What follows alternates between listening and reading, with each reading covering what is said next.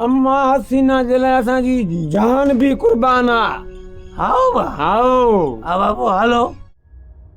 हीअ मुसीबत रुगो मुंहिंजे मथां नाहे, रोंडो ऐं तुआरी भाणज बि फाथल आहे। जे तूं थोरो बि साथ ॾींदे न त हिन मसइले मां असां आज़ादु थी वेंदासीं। अबा थोरी घणी त मूं बि ख़बर ॿुधी त चाकर खान होश में न वेठो आहे, पर इहा त मूंखे ख़बर ई कान्हे त मुंहिंजी भाणजी खे बि क़ैद कयो अथई। हा कादन, इहा सची ॻाल्हि आहे त हसीना बेगम वाकई क़ैद में आहे। हाणे तव्हांजी मर्ज़ी आहे, तव्हांजी मदद कयो था या न।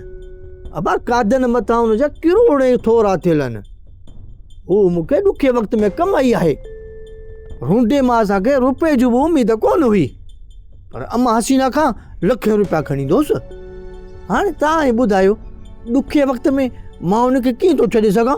अबा वो असांखे छा करिणो पवंदो? वाड़े वाह यार मोर, अम्मा हसीना जे लाइ असांजी जान भी कुर्बान आ। हाओ बा हाओ बाबू हलो। जाबिर, अम्मा लाइ जान बि कुर्बान आहे, रुगो इहो ॿुधा करिणो छा आहे। पहिरीं त जेको आहे असांजे खाइण पीअण ऐं रहाइश जो बंदोबस्तु कर। उन खां बाद में 2-3 कलाक मूंखे छॾ।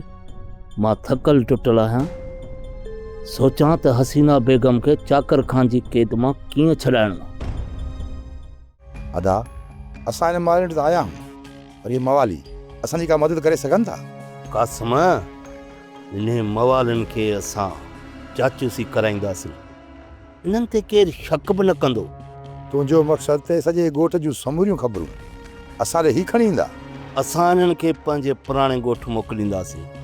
सांवल ऐं चाकर खान जे मथां सॼी हे जाचूसी कंदा, छा था कनि छा नथा कनि, उहा असांखे अची रिपोर्ट ॿुधाईंदा। अदा तव्हां सोचियो त सुठो आहे, पर ख़ुदा करे इहे मवाली न कम लाइ राज़ी थियनि।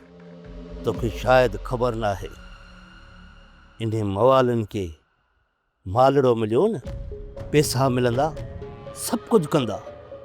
जेको बि असां कमु चवंदासीं न, उहो ॻोठ मां करे ईंदा। अदा सभ खां पहिरियां तूं हिन मवालियुनि खे हिन सावल जी जाच लाइ लॻाए छॾ। असांजे लाइ जेकॾहिं ख़तरनाक को वधीक आहे न, इहो सांवल आहे। जेकॾहिं असां सांवल खे मारण में कामयाबु वञूं था त पोइ ईअं सम्झ असांजे मथां ख़तरो ई टरी वेंदो। चाकर खान खे असां मारे विधोसीं ऐं चाकर खान जी क़ैद मां हसीना बेगम खे आज़ादु करायोसीं न, पोइ इहो सांवलड़ो छा कंदो?